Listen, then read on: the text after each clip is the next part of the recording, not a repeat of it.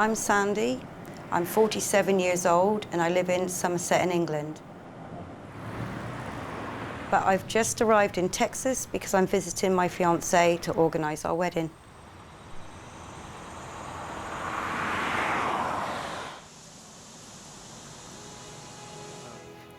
It's 5 to 8, the taxi will be here in a minute.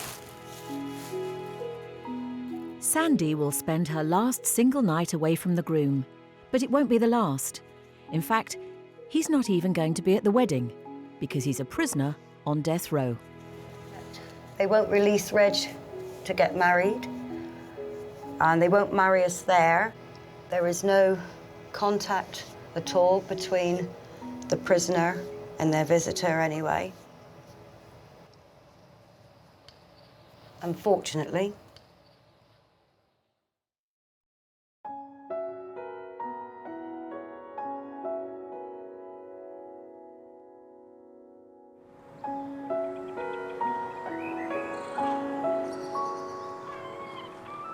Sandy is a twice-divorced mother of 2 and a grandmother. She's currently unemployed, but spends most of her time writing to and for prisoners. She calls herself a prison reformist.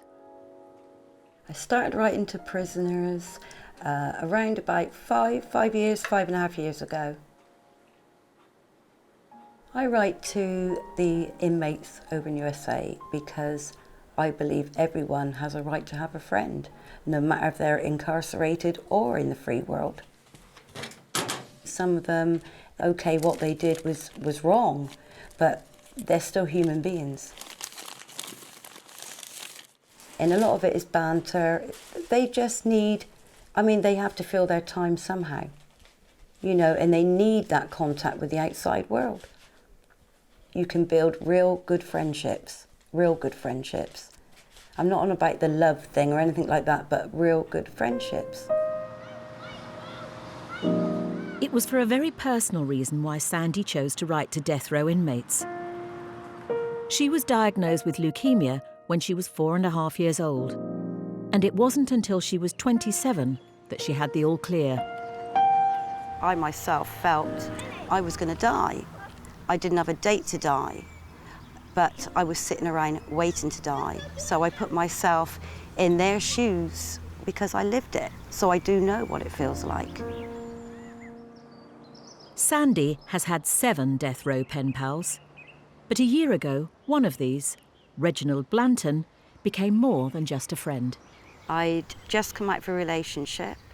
I was already writing to Reg, and I had this letter from Reg one day. And first of all, I thought he was joking because he was always bantering, in letters. And he said, I was thinking of snapping you up and taking you off the market. And I laughed and I wrote back. I said, well, why don't you then? Thinking it was a joke. And he wrote back and it just started from there. In 2001, Reginald Blanton was convicted of shooting his friend Carlos Garza in the head after Reginald supposedly stole some jewellery from him. Reginald has always proclaimed his innocence and hopes that soon he'll hear whether his appeal will be heard by the US Supreme Court.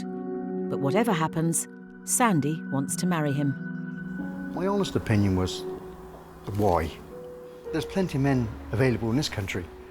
But there again, at the end of the day, if she wants to do what she's doing, she's helping an American citizen. Not only that, it's giving him a bit of happiness as well. It's making Sandra very happy. She's enjoying it. It's not doing nobody any harm. I'll back her at 100%. She can go do whatever she wants. There are currently over 100 women in Britain who are emotionally involved with men on America's death row. Some women know their man is guilty of his crime. Others are convinced that they're not. I know Reg is innocent, and I will say that to the day I die. Reg is this real spiritual person. He is a real love. You can go and sit and talk to him face to face, and sometimes when we visit, it's like we sit opposite one another. Obviously, we have to use the phone, and you've got the glass in front of you, but it's how he bores his eyes into you and and you feel this connection with him. And it's like this spirituality that you don't have to speak. You don't actually have to speak to him because you can read each other. And that is how close that we are. It's only a couple of days until Sandy leaves for Texas to see Reg.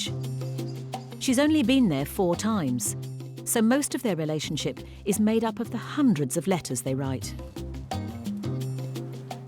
When Reg writes, he'll always start off, "I love you, my queen," because I call him my king. And if he's got something bad that he wants to say to me, he'll say, "Right, okay, hear me out." You know, but it's just like a normal couple, except we haven't got the normal couple privileges. But I think you can get very close to somebody in a letter. I mean, you build a real close friendship. If you want to have sex with somebody that you can't even see or touch, obviously that's when you get the letters. I'm just being honest. You know, they want to write you sex letters or you want to write them. That's entirely up to the individual person. Do we ever argue? Yeah. They, just like anybody else, except it's in letter form. And then when I do go to visit him, that is when I get it. He will sort of say, "I'm stubborn. I admit it. Yes, I am. But then so is he." So, yeah. During his 8 years on death row, Reg has had several appeals based on the fact that no DNA evidence was presented at his trial, no murder weapon was found, and all African-American members of the jury were removed from the trial. According to the only 2 witnesses, they were forced to sign statements against Reg under the threat of being charged with the crime. Reg has also had 2 lawyers during the process, the first of whom didn't file his innocence claims in the state court, which has resulted in these being barred from ever being heard. You know, when people talk about how the death penalty works in the United States, I suppose the simple answer is it doesn't. It's an insane system. Right now, there are about 3,700 people facing the death penalty in the US. At your first trial, you get a lawyer of some sort, although the quality of the defense is just abysmal, and you get a lawyer for the first appeal. But then for the rest of the process, which is the vast majority of the case as it drags on for 10 or 20 years, you have no right to a lawyer at all. You're meant to represent yourself, which, I mean, in all honesty, is one of the stupidest rules of American law. So ultimately, one great criticism of the American system is you end up on death row, not necessarily for the crime you committed, but for the lawyer that you received for the process. Sandy writes and manages several web pages for death row prisoners. It's like a full-time job. Okay, I've got a son living at home and I've also got a grandson and a daughter. But you do work around that. You know, when my son's in bed at night, I will get on and do what I need to do. When the inmates write to you, they might send you some writings to put up on their pages for them. Could be anything about their case or maybe just a general diary from week to week. Then at the end of the month, you send their comments or their printouts to them. So it keeps their mind active. I wouldn't say I feel sorry for them because that is not the word that I should use. I feel for them and their families and also the victims' families. It's a system that is not working. But Sandy's determination to help can come with a price. I've had in the past a lot of hate mail via the internet, death threats via the internet, but it hasn't bothered me because it just shows how shallow some people can be. Well, the hassle's on the internet. I mean, the death threats, and to me, that's just people that don't know Sandra. Until you get to know somebody, I mean, like I say, I've known Sandra all my life, so I know, you know, how she feels. Things like that do hurt, words hurt. But I think she's a strong enough girl to come through at the end of it, hopefully. But you never know, you know. Sandy is leaving for Texas tomorrow, and each time she goes, people always comment. You know, say, okay, if they say, what are you going over there for? I'm going to visit Palunsky Unit Death Row. And then they do ask questions, you know, or were they're convicted, they should be in there or something like that. And I said, well, you don't know Texas then. And I leave it as that.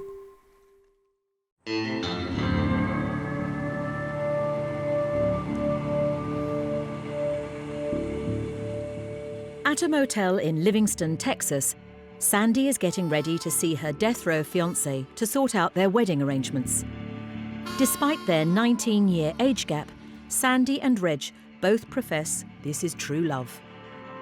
It definitely is true love between Reg and myself. He is a beautiful person inside and out. No matter what people say about some of those prisoners, Reg is a real man, and he makes me laugh, he makes me cry, and I wouldn't swap him for the world.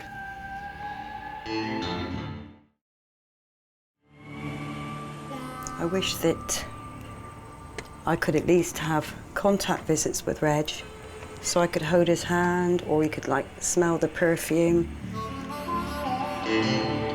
I often think of times when Reg could be free, that we could spend proper quality time together. And if you don't think on that, then you just don't have the hope, don't have the dreams, and everybody's entitled to their dreams and hopes. And that's what keeps some of the guys going. It keeps Reg going, keeps me going. Palunsky Unit is a maximum security prison with 330 prisoners on death row. I'm always nervous when I go into the prison on a first trip, you know, the first visit of a trip. I don't know why, it's just that place, but, you know, after a while it's okay once you've been sat in there for about 10 minutes. For fiancé Reg, it's been a nerve-wracking morning too. At first, I thought I was just strong and this macho man because I didn't feel any butterflies.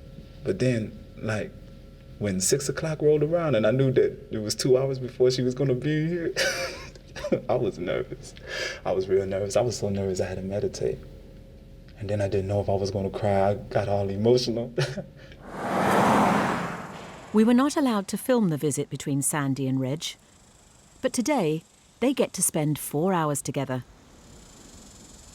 And despite the prison walls, this has never affected the way Reg feels about Sandy. I do remember in the moment that I first fell in love with her. It was out here in visitation, and she wasn't visiting me, but I got to see her for the first time. I recognized her from her picture, and I told my mama was visiting me. I told my mama, I said, "Mama, that's Sandy. Get her attention, get her attention." And so she said, Are you Sandy? And she said, "Yes." She said, "This is Reg." And she looked at me, and that was it. I was gone. I've been gone ever since.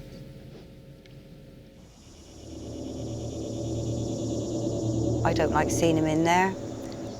When you do go and visit, you just want to break down the glass and get him out, because it's a hellhole. People can say, oh, but he's done something wrong, he should be in there. But they should learn to know Reg and then maybe make a judgment. Sandy and Reg tried to enjoy their meeting, but their wedding is the furthest thing from their minds. They've received some serious news. Reg's final attempt for his appeal to be heard by the Supreme Court has been denied, and an execution date will follow any day. Reg he tries not to show it, but you can tell deep down that he is scared. He is scared to being killed because of something that he hasn't done. I'm scared for him. I have my tears. I've just got to stay strong for him, really. Stay more focused. The first thing that went through my mind was her. And I felt like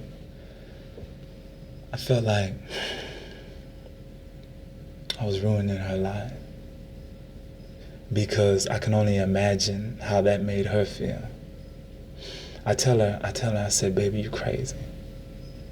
Your love blinds you. To me, he's always been there. You know, I've always had him there by my side, is, you know, figure of speech. So to have him not there, I don't personally know what I'm going to do. She was the only person that I can express myself to like that. That would stay in my life long enough to go through my ups and downs with me. But I can go through that alone. And I would go through that alone if I knew that it would prevent her from being devastated by a state killing me.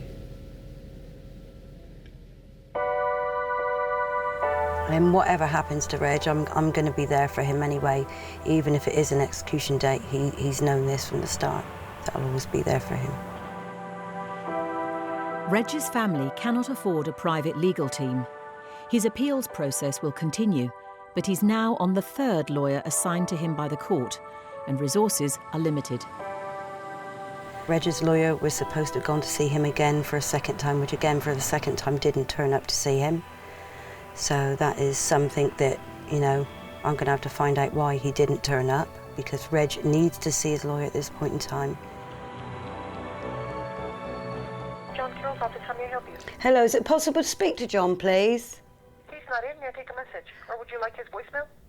No, what it is, I went in to see Reginald Blanton this morning because I'm over in Texas from England. And Reginald said that John was supposed to have gone to see him on the 19th or the 26th, and he didn't turn up to see him, and Reg was wondering why he didn't turn up. Yeah, he didn't go because he was appointed to another case, and he had to be in federal court here that day. So he's going, he's rescheduling. Oh, let's see if he told me the date.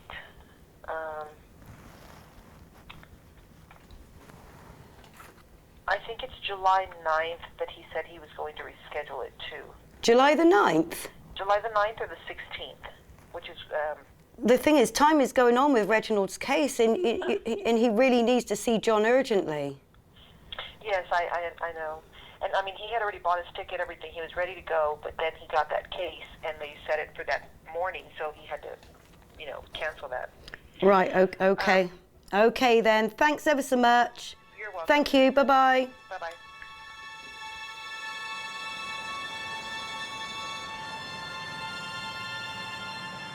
Mama doesn't even know that he didn't turn up Friday. So he didn't, obviously didn't tell Reg's mum, who he's supposed to be in contact with at all times. What a load of bullshit. Clive Stafford Smith is not Reg's lawyer, but has 25 years legal experience as a defence lawyer on American death row cases. Most lawyers don't go into the practice of law to represent poor people for very little money, and in death penalty cases the resources are so limited. I mean, in much of my career in Mississippi and Louisiana, places like that, the most you could get paid for a whole capital case was $1,000, about maybe £600. That was meant to be the lawyer's fee, it was meant to be all the experts, all the investigators, everything. There was one time in Mississippi where we put a lot of work into a case, and so we were being paid about $1 an hour. And we sued them under the federal minimum wage law. They said, at least you should pay us $5.25 an hour, if nothing more than that. If Reg can't get another appeal, it's possible he may only have a few months left to live. Sandy is desperate to marry him, but there's a problem. She's still married to her third husband. He's also on Polunsky death row, on the same wing as Reg.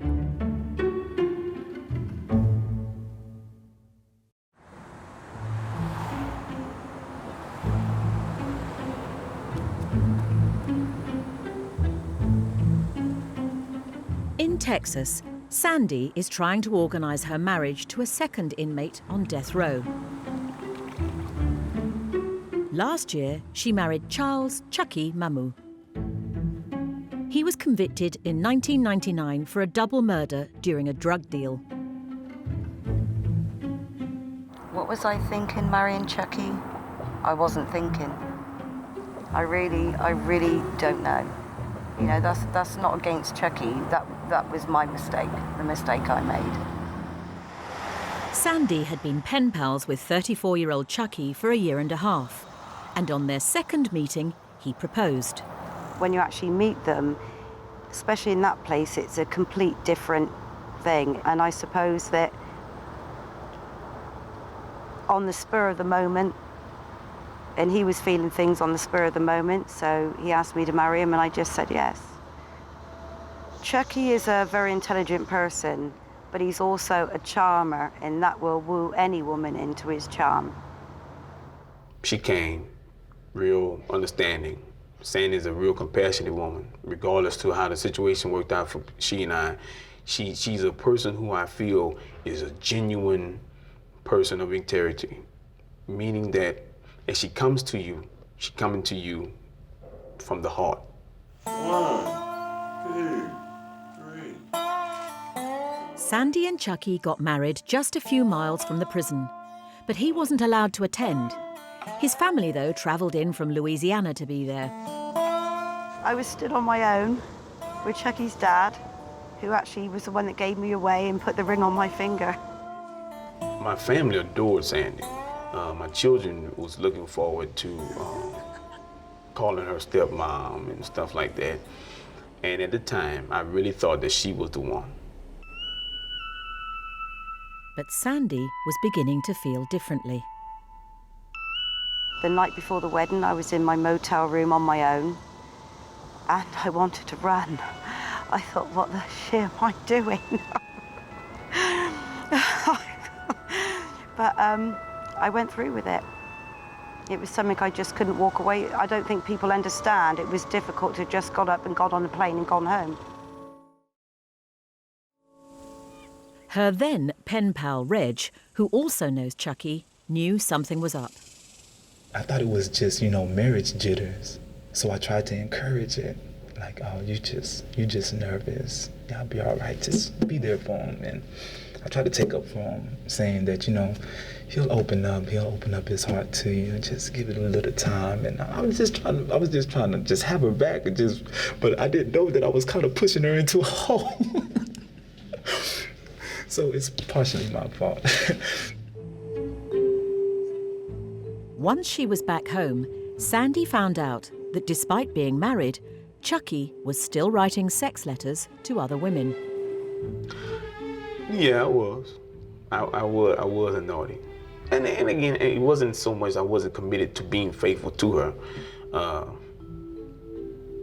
There was a misunderstanding that I thought she was being naughty as well. Was I faithful? Hell no. Because by not being faithful, I knew that was the wrong thing. It was the wrong thing to have married him. But then, nor was he. After 4 months, their marriage had fallen apart. Things start fading away. The letters, where you was getting a letter 4 or 5 times a week, you start getting 2, well, then you know what time it is. And then, you start there arguing and bickering over nonsense. But that's pretty much, I can say, on the borderline of why it didn't work out with Sandy and I. We just realized it wasn't going to work. Now single, Sandy was ready to turn her blossoming relationship with Reg into more than just friends. But sometimes the lengthy divorce process has taken its toll. I know that outside of my own insecurities, that what me and Sandy have is phenomenal. And so when I focus on the love, all those shadows just fade away and it becomes irrelevant. Chucky has signed the divorce papers, but there is a problem with them. Apparently, I should have filled out the part that he filled out, and the part he filled out, I should have filled out. So it's all got to be done again. I feel that a lot of time has been wasted on maybe something that should have been with Reg, and that is something that I have got to live with now. But is marrying another death row inmate really the answer for Sandy? People are bound to think I'm mad for doing what I'm doing, but that's their opinion. I've got my own. Even in the free world, you know, you could go into a bar and maybe meet somebody. That doesn't work out, and a few months down the line, you're going out with somebody else.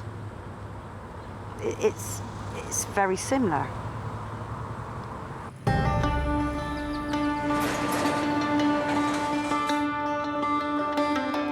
Sandy's travelled 6 hours to San Antonio. Reggie's mum has organised a protest march for her son. This is the first time Sandy has visited where 28-year-old Reg used to live, somewhere he hasn't seen since he was incarcerated at 18. It's kind of eerie being here, knowing that once he was out here playing as a kid, and now he's in that place locked up. Never maybe to see this place again.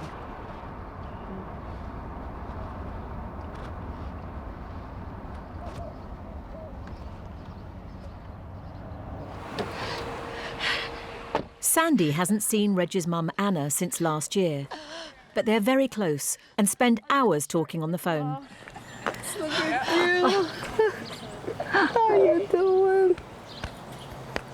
It's been a tough 10 years for Reg's mum since he was imprisoned. I feel like I'm alone. You're not alone. You're not alone. Not now, but for a long time I was. And Sandy, that's why I guess we talk so much on the phone. I know. Because you've been a joy to me. I want you to know that I can never. You are precious to me. And I'm so thankful to have you in my life. I want you to know that. I love you. Sandra's relationship with my mama is very important to me. It's like, you know, my mama didn't like any of the women that I've ever been with. None of them. She had names for all of them, and it wasn't the name that they were born with. But they got real close, like sisters, and that kind of blew me away. I thought that Sandra was putting something in her drink or something.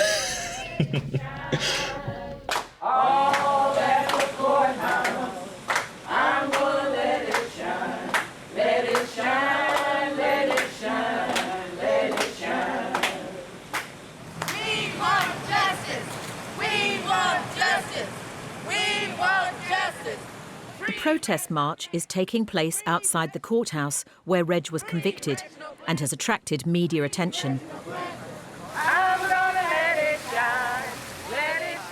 Reg and his family and friends are still campaigning for his release.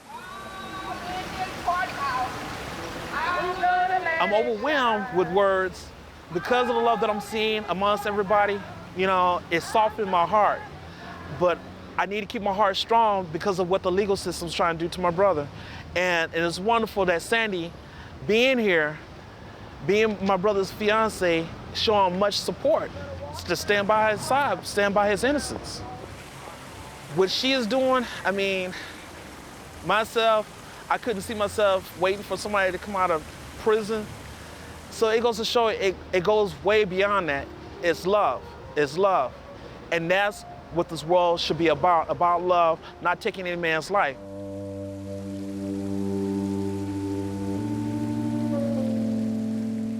Reg's family and friends will continue to campaign, but his fate does still lie in the hands of the legal system. You know, I don't know what my plans are, except for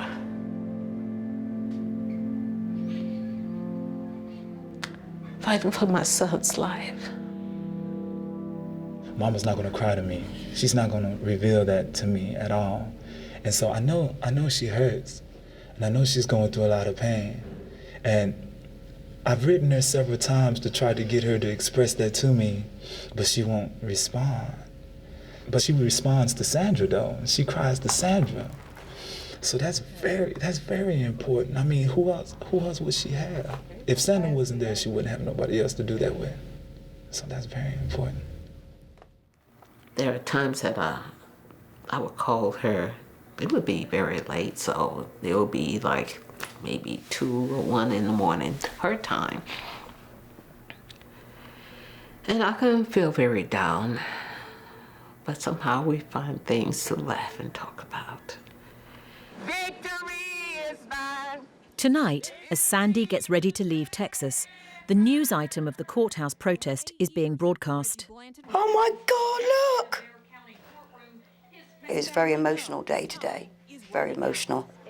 So I just feel drained. It might not, I'm not even going to say no more on that. Oh, that is so... Tomorrow, Sandy is heading back home for what could be months of stress and insecurity. Once I get back to good old England, first of all, I know my divorce is got to come through, or should be through, and then Reg and myself can make plans for the forthcoming marriage. But with reference to his case, I'm going to keep in contact with his lawyer to find out what he's going to be doing. Keep in contact with Anna, because we have got to look for a different way to get Reg some more exposure for his case.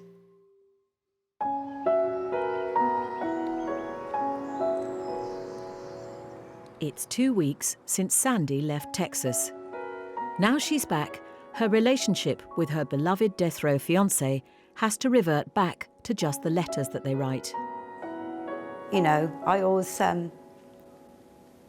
go to the first part of his letter, and then I'll go to the end part of his letter. And if the first bit starts off okay and the end bit ends okay, then I know whatever's in between I can just read and not worry about.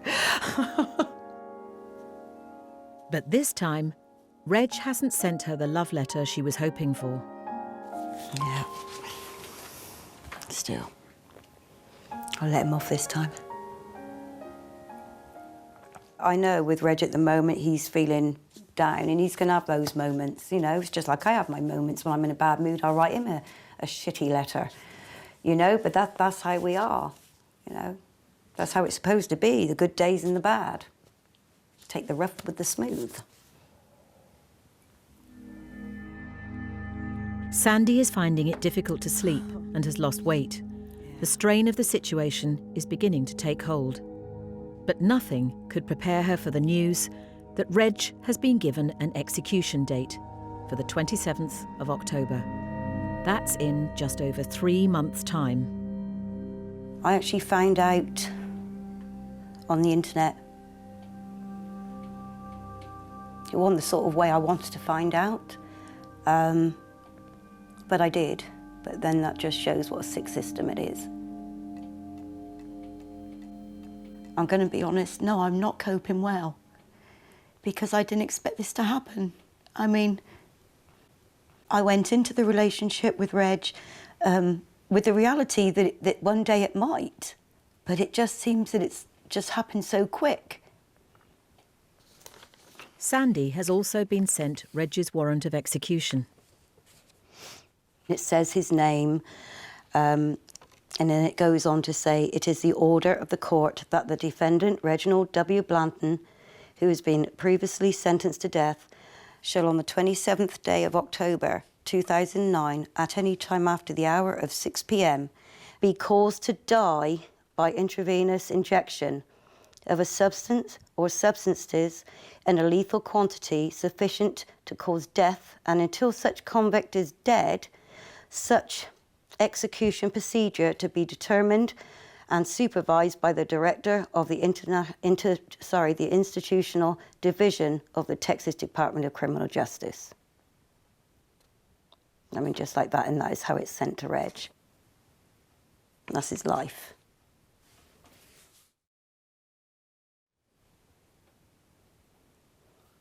I would put my own self in his shoes if he could have his life.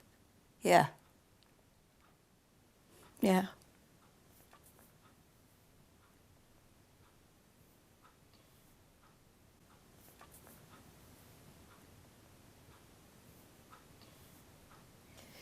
Because I believe in him so much, despite what people are going to say out there, I don't give a toss, really. All I know is I know Reg. And I'll always have his back, and I know for a fact he's always got my back. Yeah.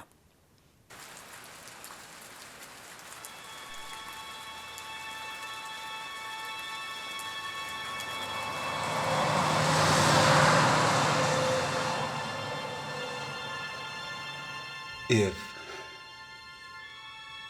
the courts don't give me a stay, then they'll be trying to execute me on Tuesday. In the past 3 months, there have been more protest rallies and petitions for Reg, and he had an interview with the Board of Pardons and Paroles. These have all been unsuccessful in getting him a stay of execution. His lawyer has continued to make appeals, and he's stepped up efforts to get the ban of Reg's innocence claims being heard overturned. These appeals were denied by the Texas Court of Criminal Appeals 5 days ago.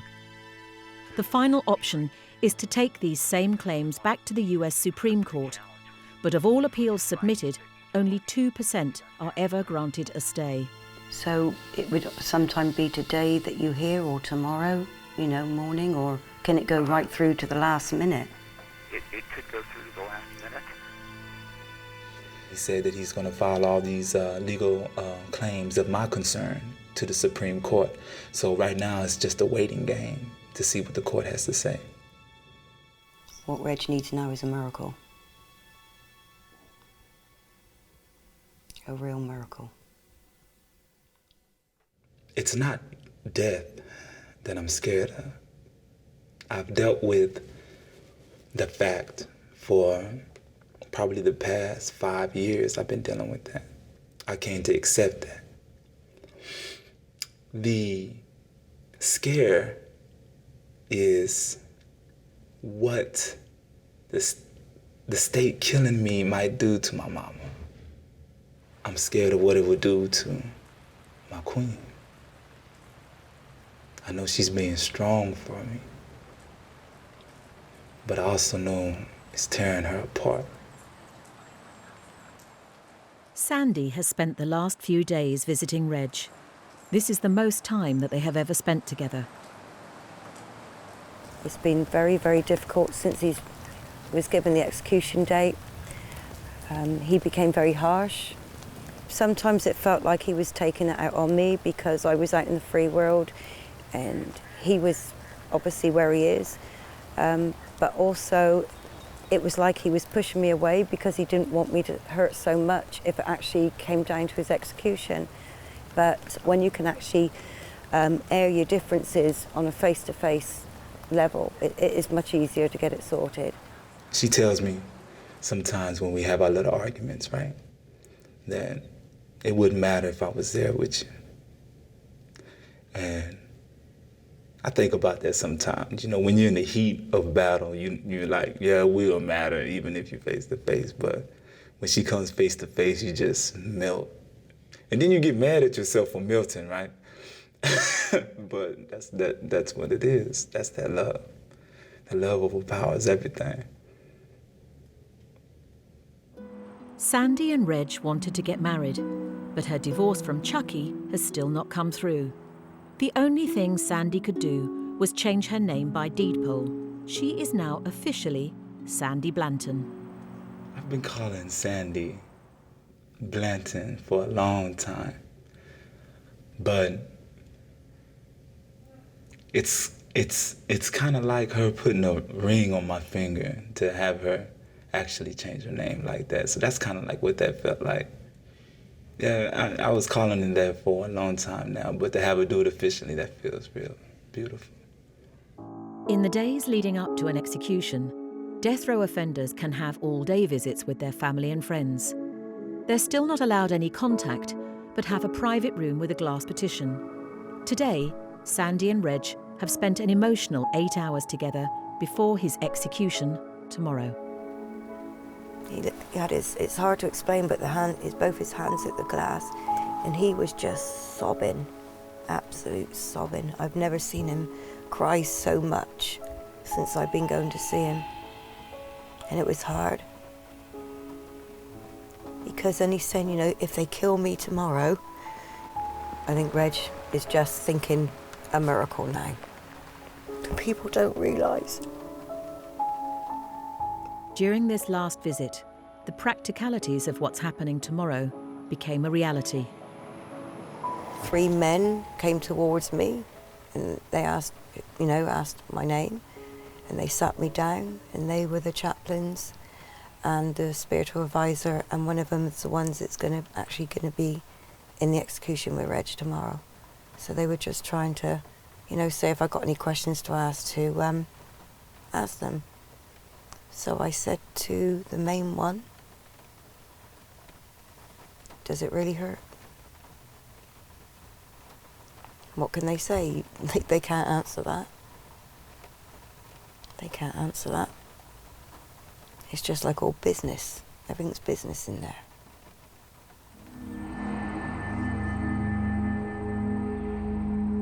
It's the afternoon of the execution day.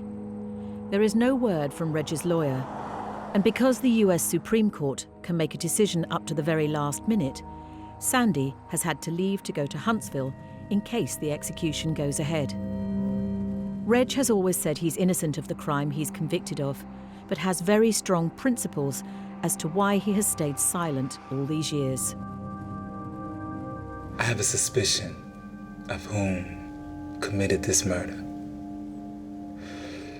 But it's a suspicion that I'm unable to speak of. Not only because of my own personal principles, but to protect my family. I've said to him time and time again, you've only got a few hours left. Why don't you speak up? And it's the same answer, I'm no snitch. Coming from where I come from, it is indoctrinated in you to not snitch. Crips and Bloods, they never snitch on their homies. I decided within myself that I was going to stand on my principles no matter what the situation was. And that's exactly what I'm doing. They know who the suspects were in this case. I was convenient. Sandy will spend the next few hours in the prison hospitality house with Reg's brother Andre. They'll both be able to speak to Reg on the phone. Reg and his mother Anna decided it best that she didn't go to the execution. The Huntsville unit is 160 years old, the oldest state prison in Texas. It's been the home of all state executions since 1923.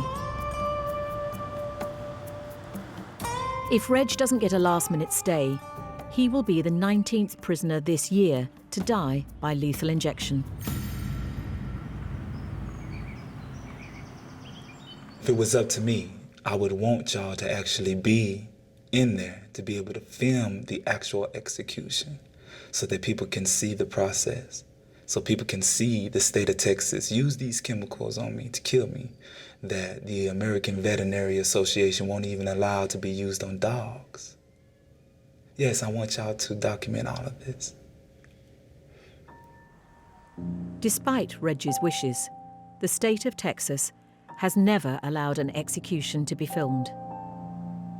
At 4:50 p.m, Reg's stay was denied by the US Supreme Court. His execution is scheduled to take place in 1 hour's time. Shortly before 6 o'clock, Sandy and Reg's brother are escorted to the main prison to witness his execution.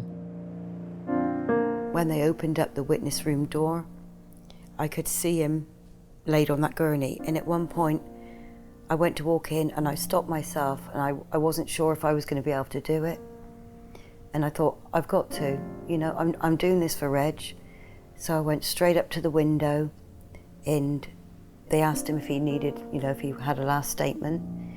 And he said, yes, I do. He did say to Carlos's family he was innocent. And his words was, Carlos was my friend. The morning visit that I had with him, and I said to him, when the poison's going, just, if you can, give me a smile so I will know that you're actually feeling okay. And he did do a smile, but after that, there was nothing. That was it. Gone.